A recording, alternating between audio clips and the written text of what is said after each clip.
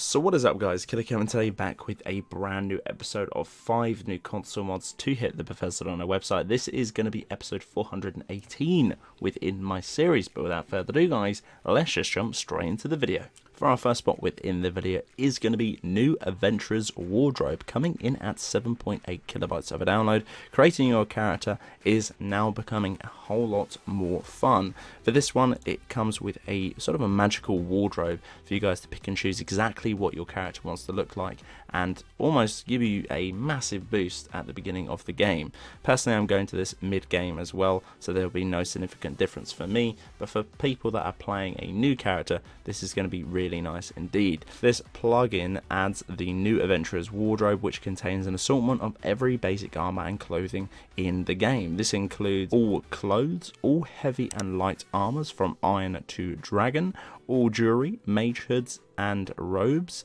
Thief's Guild and Dark Brotherhood armor has been added within the wardrobe too. This is an extremely accessible wardrobe to get your hands onto.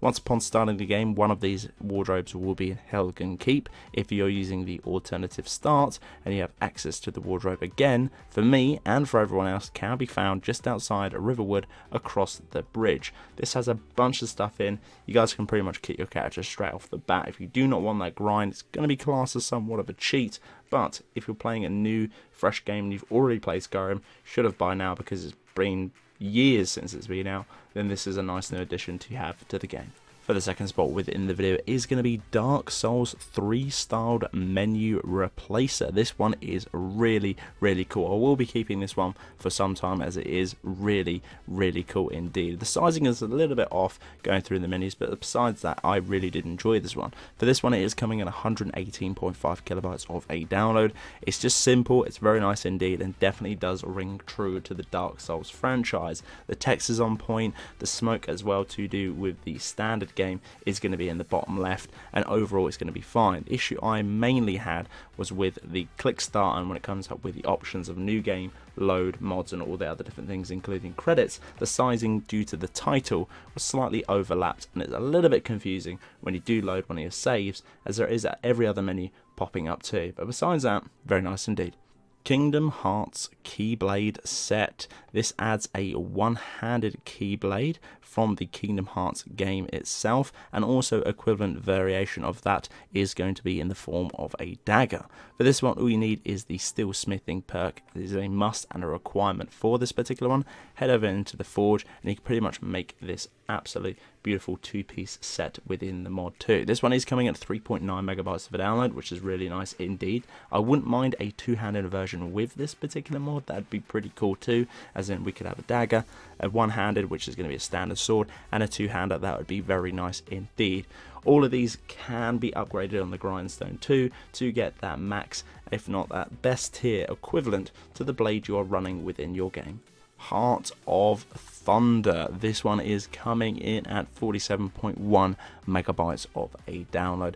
Guys, if you're a massive fan like me of Thor within the Marvel universe, then this is definitely going to be a big one for you. This one has been downloaded thousands of times already, loads of favourites. People are absolutely loving this mod, and so they should. It's a really decent mod. Again, for all of this, for an incredibly low download size of 47.1 megabytes of a download. This particular mod brings everything that you could possibly think of becoming Thor within the base game. This adds the two iconic weapons, which is going to be the hammer and the Stormbreaker, for you guys to pick up. I will not be showing the Stormbreaker within this particular video. Kind of want you guys to find how you get that out yourself. It looks very awesome too, trust me, I've had it and it is great. I've also had the one-handed equivalent of it, because it does actually come as a two-handed version. That is also an additional plugin. I will link both of those particular mods, this one and the one-handed port, within the description for you guys to check out. But you will need to find the hammer first. Once upon finding the hammer, simply equip it and then head over to the Skyforge to create the heavy and the light armored versions of your choice. You will need to equip the hammer before going over to the Skyforge to create it.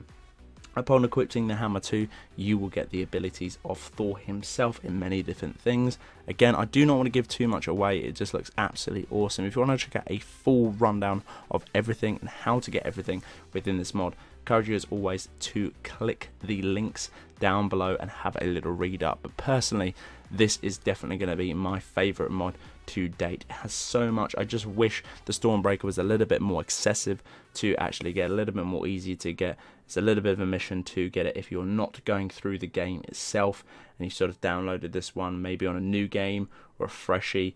And it's a little bit awkward to get. Hopefully that would be changed. If not, a different version of it would be great. But I can see why they've added it into there, just because it's extremely overpowered. All coming with custom model meshes and textures and sound effects. This is a really, really nice mod. Massive thumbs up from me, and an absolutely beautiful mod to be hitting and gracing us over on the Bethesda.net website.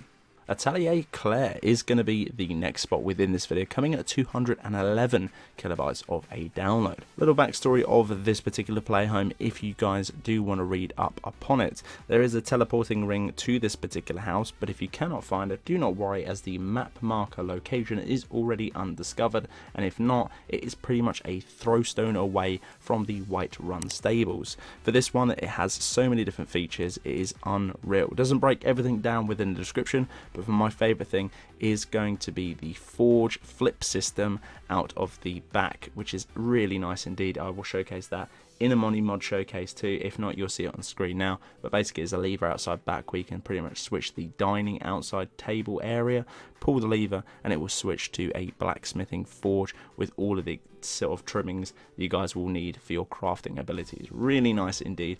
Didn't crash the game, worked beautifully, so smooth indeed. Loads of storage within this one too, loads of different crafting stations, and overall the aesthetic for this particular player home is really appealing indeed.